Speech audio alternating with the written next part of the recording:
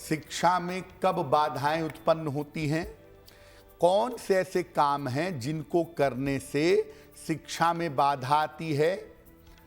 अगर आप सूर्योदय के बाद देर तक सोते हैं, यानी सूर्य उगा 6 बजे, आप सो रहे हैं 12 बजे तक, सूर्य स्वाभाविक रूप से कमजोर होगा, शिक्षा में बाधा आएगी।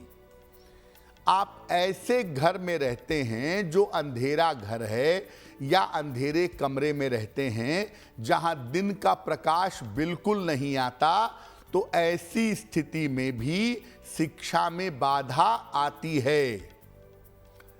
अगर आप अपने पिता का सम्मान नहीं करते तो सूर्य स्वाभाविक रूप से कमजोर होता है और शिक्षा में बाधा प्रकट होती है। लेट कर पढ़ने लिखते हैं तो एक तो आंखें कमजोर होती हैं, वो तो स्वाभाविक बात है, और लेट कर पढ़ने लिखने से चीज़ों को याद करना, चीज़ों को रिटेन कर पाना कठिन होता है। ज़्यादा पेट भर करके खाने से आलस्य पैदा होता है और आलस्य की स्थिति में भी शिक्षा में बाधा उत्पन्न होती है। अगर आपका खान पान शुद्ध नहीं है, आप ज़्यादातर फास्ट फूड खाते हैं, उल्टी सीधी चीज़ें खाते हैं, आपका राहु एक्टिव होगा। और अगर आपका राहु एक्टिव होगा तो ऐसी स्थिति में आपकी शिक्षा में बाधा आएगी, आप कंसंट्रेट नहीं कर पाएंगे, शिक्षा में समस्या आपको परेशान करेगी। देखिए, सूर्य काल पुरुष का पंचमेश है। काल पुरुष की कुंडली में पंचम भाव का स्वामी सूर्य है। इसीलिए सूर्य शिक्षा का और ज्ञान का स्वाभाविक स्वामी है। कुंडली में ये शिक्षा की स्थिति को स्पष्ट करता है, आपकी शिक्षा को बताता है और ये भी बताता है कि आप शिक्षा के प्रति कितने गंभीर हैं।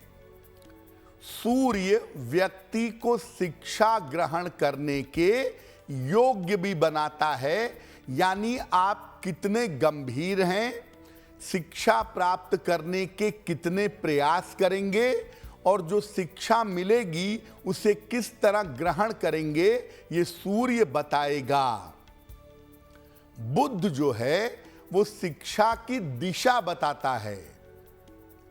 आप किस तरह की शिक्षा ग्रहण करेंगे, बायोलॉजी पढ़ेंगे, मैथ्स पढ़ेंगे, कॉमर्स पढ़ेंगे, साइकोलॉजी पढ़ेंगे, ये बुध की स्थिति से स्पष्ट होता है। यानी सूर्य बताता है शिक्षा के योग, शिक्षा के प्रति गंभीरता और शिक्षा की ग्रहणशीलता, और बुध बताता है शिक्षा का ब्रांच, शिक्षा के प्रति आपका किस तरफ रुझान है, किस तरफ झुकाव है, आपको किस तरह की शिक्षा में ले जाना चाहिए। बहुत बार ऐसा होता है कि थोड़ा प्रयास करने पर, थोड़ा एफर्ट करने पर शिक्षा में बहुत सारी सफलता मिलती है, बहुत सारी उन्नति होती है। कब होती है? अगर आप प्रातः काल जल्दी उठते हैं, सुबह उठ करके सूर्य देव को जल चढ़ाते हैं, तो निश्चित रूप से शिक्षा में सफलता मिलती है। अगर आप साफ सुथरे तरीके से रहते हैं, स्नान करते हैं, वस्त्र बदलते हैं, साफ तरीके से रहते हैं, तो शिक्षा में सफलता मिलती है। अगर आप सूर्य की रोशनी का लाभ उठाते हैं, यानी ऐसे घर में, ऐसे जगह पर रहते हैं जहां सूर्य की थोड़ी बहुत भी रोशनी आती हो, तो आपको शिक्षा में लाभ होगा। अगर आप अपने पिता और अपने गुरुजनों का सम्मान करते हैं, तो ऐसा करने से भी आपको शिक्षा में सफलता अवश्य मिलेगी।